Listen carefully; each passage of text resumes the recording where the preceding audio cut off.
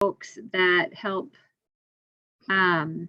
field calls that we may receive from the public regarding mold. The members of our team on the call today that'll be helping present this material are Amanda Cook and Curtis Hedman, Nathan Klosko, Amanda Bagan, and Jackie Cronin. So we're all here to take your questions and have some good discussion about how to move forward with connecting people on and creating a collaborative environment to share our tools and resources for residents when they have mold issues. So first off, I just wanted to get rolling since we have 30 minutes and we're going to try to make the most of it this morning. So first, I'd like to just touch base real quick on our mold toolkit, which I hope many of you have seen. And this is kind of what it looks like. And Jackie will put some links in the chat to that mold toolkit. So this is one of our main resources that we use at the Bureau when we work with local health departments and residents on the phone. And speaking of resources, we would really like if you had resources in your area that help you with getting residents funding for repairs or volunteer groups or nonprofits or building inspector relationships, other sort of things that you might use to help field mold calls. We'd love you to put that in the chat because we're looking to make a comprehensive list of resources that we can continue to share out across the state to folks and just sharing ideas on how you work best to get folks what they need. So feel free to pop those in the chat throughout as they come to you. I know it's early, so maybe that's not at the front of your mind. So one of the first, I'm just going to give a very brief overview of some of the key things of this mold toolkit. You can dive deeper into the toolkit.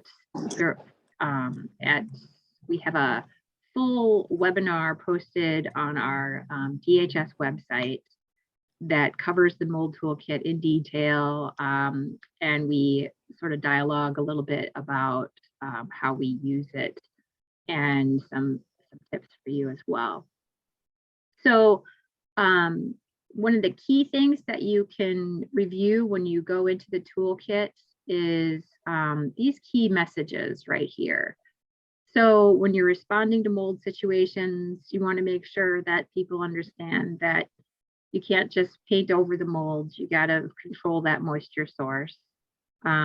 Testing, we don't usually recommend people have to test because you can see it or smell it, it's there. And most people don't react to mold, but there are people with allergies and respiratory conditions and weakened immune systems. They can experience health effects. So be attentive to that and maybe ask those questions when they're calling to see if they might be one of those people. There are lots of tenant landlord resources available that Amanda will get more into. And then there's more information on our mold website. I'm not sure if it's going to let me go to that website or not. It might be in the chat already, so I won't go to it right now just to show you where it is. But our mold website is pretty comprehensive to state resources, and we're continually adding to it. So we would really like to hear from you folks if there are things that you would like to see on there as well that might help you. Please feel free to add those suggestions with that as well. I think I'm going to move down. One of these key, the key information piece here we want to share with you folks is when to refer residents to Department of Health Services. I mean, our role is working with you on these cases that get a little bit tricky. So we prefer to work with you and the resident to troubleshoot a situation. So if you need advice on how to direct a person, we would prefer to work with you and keep the call in the local jurisdiction, because they tend to get bounced around at the state sometimes, and that's frustrating for folks. So I just put that in the toolkit as a reminder to you all to, we're more than happy to work with you on how to work through cases. So you can always call that the 266-1120 number, or that ENV Health email is a great one to send requests to, because it goes to our whole team here and we can triage those pretty easily. So without further ado, I'm going to hand it over to Amanda Cook, and she's going to work through some discussion on tenant landlord issues that we commonly work on with residents. Thanks, Jess. I'll just share my screen here.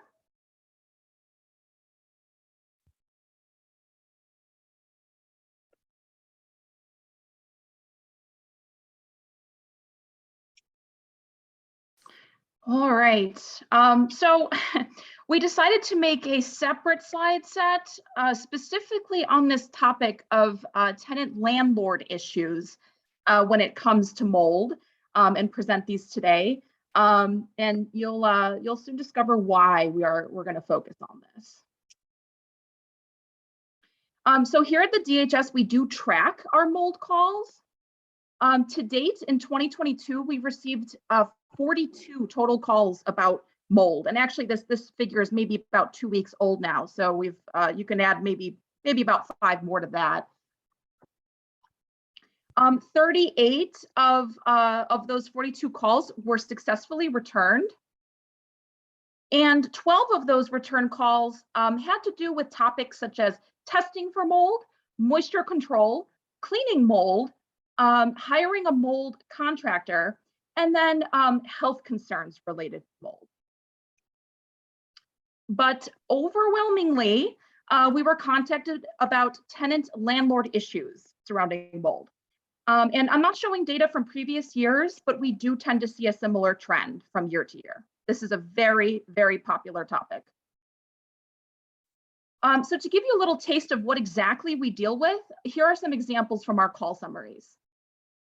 Caller concerned with health of daughter and mismanagement of mold issue at daughter's apartment in Madison.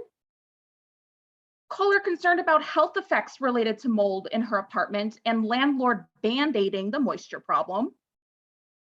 Caller concerned with lack of landlord action on mold. Caller concerned about son's rental house, found a lot of black mold in the basement, told the landlord, who's saying the tenant should be cleaning it up. And the son has been in the hospital recently. Caller asking about rights surrounding untenantability. So as you can see, the majority of these calls are what we, I guess, what we would consider maybe more reactive as opposed to proactive. So in other words, the person is already renting a moldy unit, and we need to take steps to help that renter. So we often will give advice, though, for renters to use in the future so that they can follow steps to ensure some protections for the next unit that they rent. It's really all about empowering tenants to be smarter renters.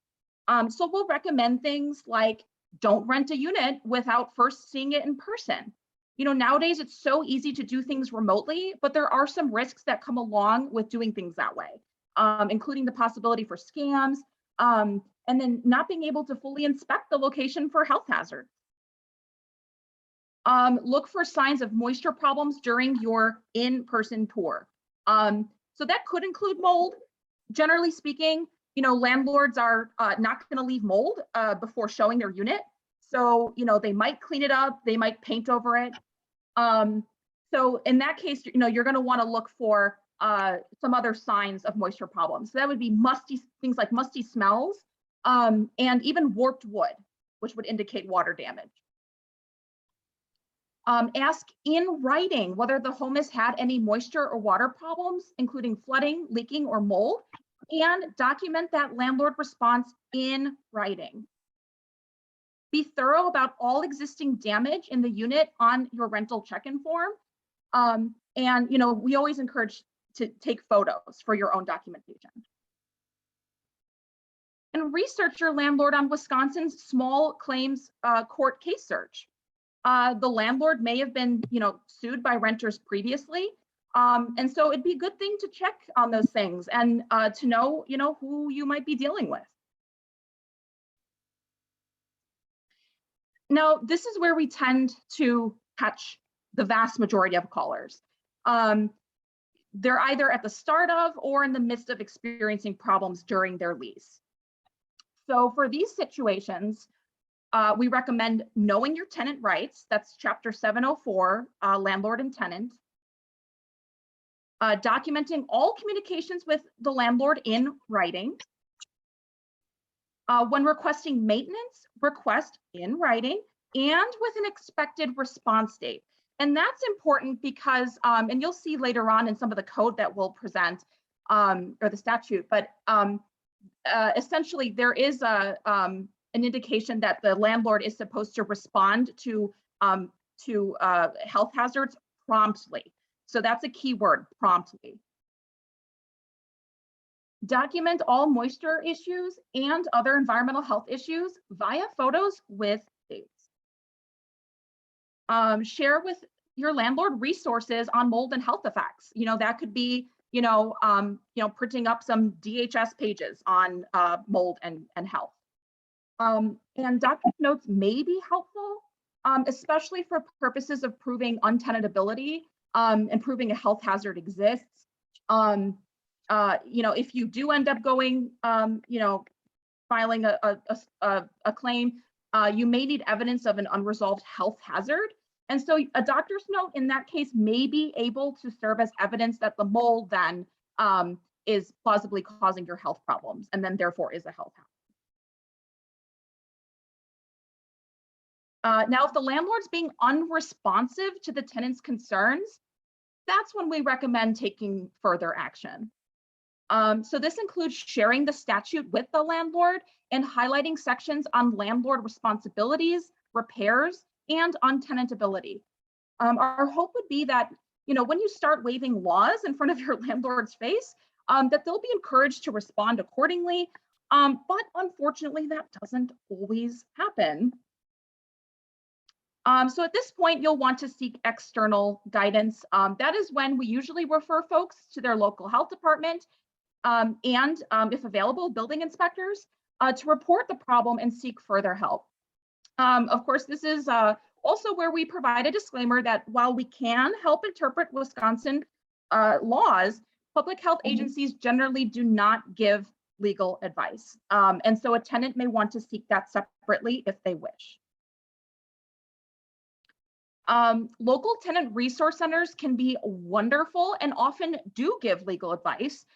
So we love to send folks there. We're aware of the Tenant Resource Center in Madison and a similar organization in Milwaukee, but certainly we would love to hear about more. And so, as Jess sort of indicated at the beginning of the presentation, if you know of something like that in your jurisdiction, please drop it in the chat. And then we also encourage the tenant to submit an official complaint with the state via DATCAP's landlord tenant complaint form. As you can see from the screenshots here, the form is pretty simple to complete. It mostly asks for contact information for the landlord and then a detailed summary of the issue. And I know sometimes folks wonder, well, what does the state actually do, with all those complaints? Well, to my own knowledge and experience using the form personally, I can say that you do receive a confirmation email of your submitted complaint. and that your complaint does get forwarded to the regional debt cap supervisor who reviews it and determines any appropriate form of action. In addition, the state will crack down on the major problem landlords where evidence has really built up a case against them. So you'll see a snapshot here from a news release indicating that about a year ago, our Attorney General filed a lawsuit against a Milwaukee landlord for violating Wisconsin landlord-tenant law. And the problem was first identified via a whole lot of submitted debt cap complaint forms, which were then, used as evidence in the lawsuit. So I also, encourage folks to submit these complaints, especially as a last resort option. And then finally, we warn tenants not to withhold their rent. And that is because our laws do not protect tenants who are withholding their rent unless they already moved out of the unit due to justified reasons of untenantability. And we'll get to more of that fine print in the coming slides. So some takeaways from today's presentation, really hope you can remember what our statute says. So first, with regards to the duty of the landlord must make all necessary structural repairs. That should include making any structural repairs to fix a moisture source that's causing mold problems. And then on untenantability, if the premises become untenantable because of damage by fire, water, or other casualty, or because of any condition hazardous to health, or if there is a substantial violation materially affecting the health or safety of the tenant may remove from the premises unless the landlord proceeds promptly to repair or rebuild or eliminate the health hazard or the substantial violation. So basically, the tenant has the right to remove themselves from their unit for justified reasons, including the existence of health hazards, and the landlord not responding accordingly. If the tenant remains in possession and the condition materially affects the health or safety of the tenant, or substantially affects the use and occupancy of the premises, rent abates to the extent the tenant is deprived of the full normal use of the premises. So in a nutshell, the tenant might continue living there and then lawfully seek appropriate rent abatement until the problem's fixed.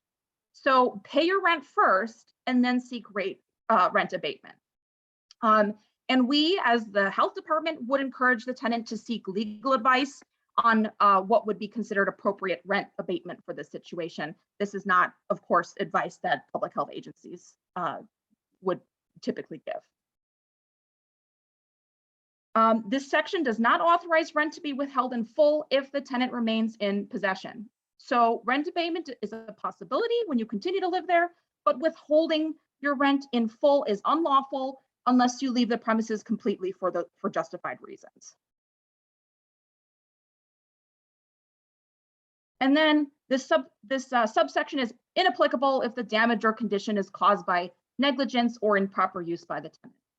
So, if the Badgers lost to Illinois and out of anger, a tenant punched a hole in the wall of their unit and allowed moisture to come in and cause mold growth, well, that's just on the tenant. Okay, so to highlight a few resources, we do offer a DHS, of course, as Jess was highlighting, our mold website, along with that super helpful toolkit. There are two really amazing local organizations that we know of that do what they can for tenant rights and empowering tenants. These include the Tenant Resource Center in Madison and the Milwaukee Rental Housing Resource Center. The TRC in Madison has some really stupendous web pages on mold, repairs, and landlord's responsibilities for those, and even guidance on writing a letter to your landlord. So these are all really, really excellent places to refer a tenant in need. Okay, so here's where we'd like to open this up for also questions, but definitely some discussion. To help us as well, we want to know what are some available resources in your jurisdiction to help renters. So whether that is something like you're akin to a tenant resource center, or perhaps you have excellent relationships with building inspectors in your jurisdiction. We want to know about that. We want to know who you are, so your jurisdiction, and then that information. If you have a website where you can refer folks for local resources, we definitely want to know about that. This is only going to, help, renters who are, calling us very frequently with these concerns. So let's see, and then also, if you have any case studies you'd like to share, whether those are calls or inspection stories, we have some time to chat about that. Basically, this is just an open conversation at this point. And feel free to ask questions as well. But we would love to hear from you if you have, if you know of some resources in your jurisdiction. So at this time, if anyone would like to come off of mute, if you are brave enough, feel free and do so. Otherwise, you can put your responses in the chat box.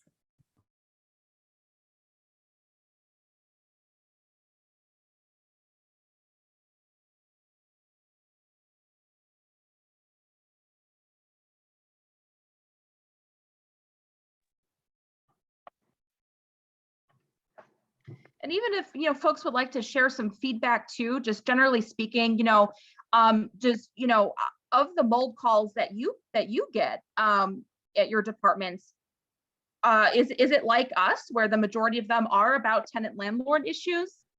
And how do you end up handling those?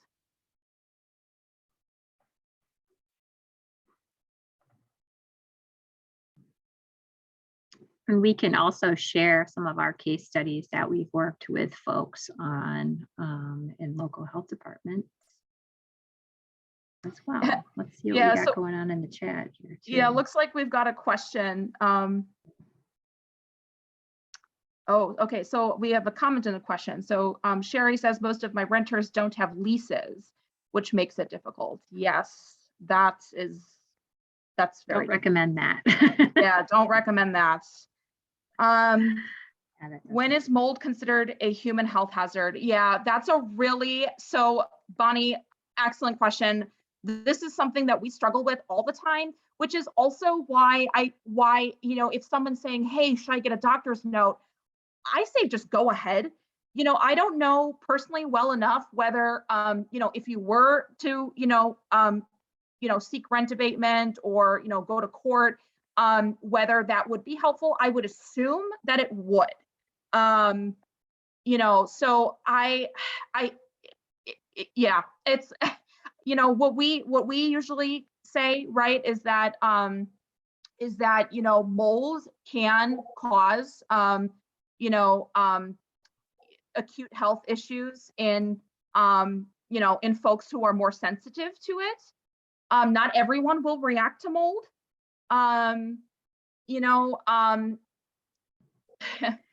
So oftentimes too, Amanda, I think one of the key things when you're looking at whether or not something's a health hazard is, are there folks living there that are high risk? So do they have a pre-existing health condition that can be exacerbated by the conditions they're living in? And is the mold something that is caused by repairs that can be made? So number one, if there's like infants or immune compromised people present, there was a recent case of, I think it was in Kenosha County, of just excessive cleaning that needed to be done. And there was one child that did end up passing away because they had severe asthma and it was exacerbated by the living conditions. So that one's still sort of under investigation. So I don't have a happy ending for you on that one, but just sort of, these are the sort of things that you have to consider when you're looking at whether or not a health hazard exists. Let's look at front. Do we have another comment in the chat here? Yeah, it says, so this is from Brian Long. He says, the vast majority of our cases are some kind of income limited housing, either low cost senior housing or general low cost rentals. Tenants don't have finances to get legal advice, so they feel stuck. I work with them to get requests in writing, and I call the management companies myself as well. So that's really wonderful, Brian. Thank you for doing that. Yes, and there are lots, or I shouldn't say lots, but there are definitely resources to help, or nonprofit legal groups that can help. Sometimes all it takes is a little bit of a push, like you mentioned, Brian, that a call from health departments or a call just to say, we know that you have a resident living in your building. They might be immune compromised. There's a mold situation. They're trying to get remedied. What are some things that we can work together on to get this taken care of? And yes, the ADRC is an excellent resource.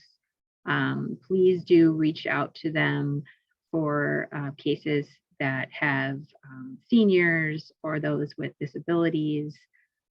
They certainly have a lot of really helpful people there that can help that population as well. And I do believe there is some funding available to help those low-income folks as well if they are living in rural areas. We rely a lot on the USDA low-income home repair grants, I believe is what those are called, or grants and loans. Am I getting that right, Amanda? Yeah, there's, and there's some stipulations for those. Those are great, yes, if you could qualify for them. But you do, and there's actually kind of a nifty map. So I'll use that actually from time to time. You plug in the address of the person and then see like whether they, like, it'll basically tell you whether they qualify based on their address. But they do need to be fairly rural, and then low income and or elderly, I believe. So yeah, that's available. I think if you're over 65, you qualify for the grant, which you don't have to pay back. And otherwise, there are some loans, which may be a barrier because I know some folks don't like to take out loans, but their financial specialists are really good. If their program can't help, they often know about local or area resources that might be able to help them as well. So getting connected with that USDA office in your area would be a great idea. I think she's got a link in the chat. Oh, awesome. Yeah, I see Jackie actually placed the map in the chat. So that's a very helpful resource. I think we're out of time, folks. Yes, we are right at our 9 o'clock stopping time. But before we go, I just wanted to remind everyone, I know that Carrie did put it into the chat, but if you are looking to save all of these wonderful resources, you can save the chat box. So if you open up your chat box, you would go down to the area that you would type your message, and off to the right-hand side is 3 little dots. If you click on that, the first thing that should pop up says Save Chat. So don't feel like you need to frantically write down all of these websites because you can just save that chat instead. If we have any additional questions, I'll leave this open just for another minute here. So feel free to still put 1 or 2 into the chat box right now. Also, we're more than happy to have a follow-up discussion on just case studies.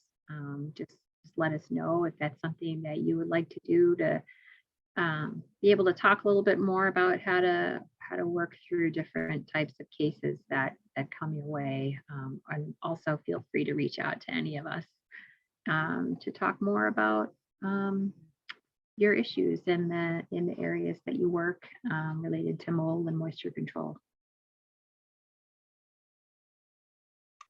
Oh yeah, you're welcome, Carrie.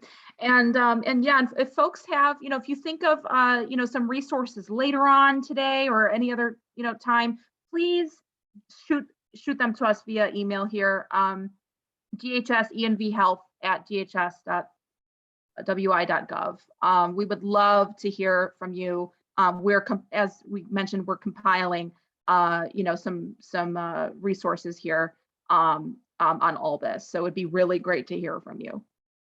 Thanks so much for attending.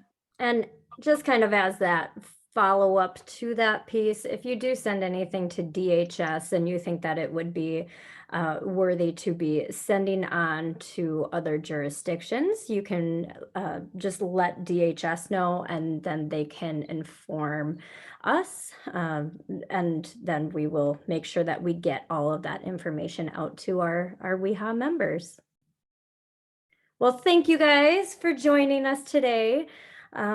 We will be back next month, so stay tuned. If you guys have any topics that you guys are just dying to hear about, please let us know, because that's the whole purpose of this, is to provide you with the topics and information that you want to hear about. We don't want to just make these into monthly sessions of us rambling about things. So we really want to make sure that we get you the topics that we want. And so we definitely listen to you guys this time of wanting to hear more about mold and other DHS topics. So we would love to do another mini series. So if you have any topics that you think might cover several sessions, please let us know.